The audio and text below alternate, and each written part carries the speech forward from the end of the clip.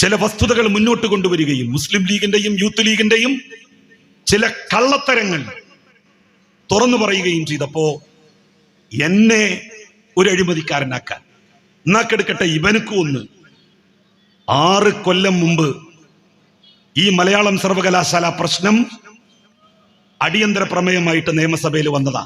അന്ന് ഞാനാണ് അതിന് മറുപടി പറഞ്ഞത്. അന്ന് ലീഗിന്റെ MLA ഓടിയ ഓട്ടം പുല്ല് മുളച്ചിട്ടില്ല. പിന്നെ അവിടെ എടോ മുസ്ലിം ലീഗിന്റെ MLA 15 കുട്ടികളില്ലേ അവിടെ? ഈ 15 പേരിൽ ഏതെങ്കിലും ഒരുത്തൻ എനിക്കെതിരായിട്ട് അഴിമതി ആരോപണം എഴുതി കൊടുക്കട്ടെ സ്പീക്കർക്ക്.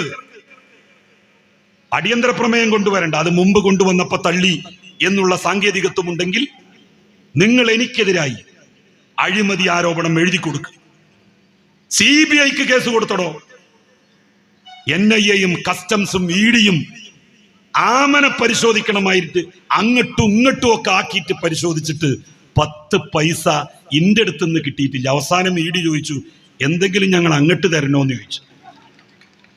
റിയലി എന്റെ എല്ലാ അക്കൗണ്ടും പരിശോധിച്ചു.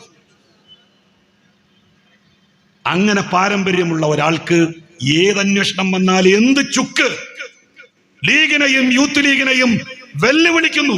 ഈ മലയാളം സർവകലാശാലയുമായി ബന്ധപ്പെട്ട് അതിന് ഭൂമി വാങ്ങിയതുമായി ബന്ധപ്പെട്ട കേസിൽ 1 രൂപ 1 നയാ പൈസ എനിക്ക് കിട്ടിയിട്ടുണ്ട് എന്ന് തെളിയിച്ചാൽ നിങ്ങൾ പറയുന്നത് ഞാൻ കേൾക്കും. നിങ്ങൾ CBIക്കോ ഏത് ഏജൻസിക്ക് കൊടുത്തോ 100 വട്ടം സ്വാഗതം, 100 വട്ടം.